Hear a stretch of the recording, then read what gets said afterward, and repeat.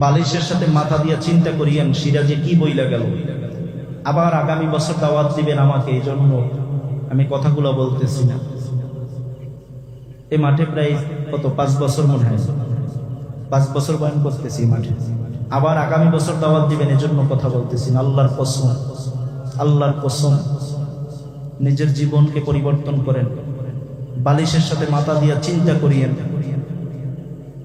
যে জীবনে কত গুনাহ করেছেন। দেখবেন একা একা যখন নিরিবিলি হবেন তখন গুনার কথা মনে পড়বে। কত জায়গায় অন্যায় করেছেন, কত গুনাহ করেছেন,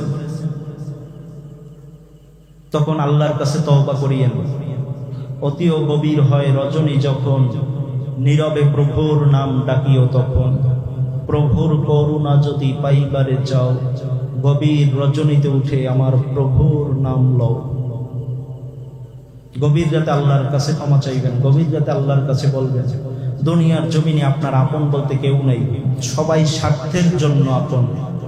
স্বার্থে ব্যাঘাত ঘটলে, স্বার্থে আঘাত লাগলে আপনার আপন মাও আপনার আপন না, আপনার আপন বাবাও আপনার আপন না, আদরের ভাইটাও আপনার আপন না।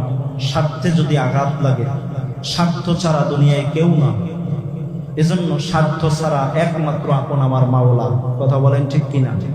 যুবক তোমাদের কেউ বলছি, স্বার্থ ছাড়া কেউ আপন না। কয়দিন বাঁচবা? তোমার মতো যুবকই তো প্রতিদিন পত্রিকার খবর মারা যাইতেছে। এখন মুরব্বীদের চাইতে যুবকের খবর, মৃত্যুর খবর সবচেয়ে বেশি।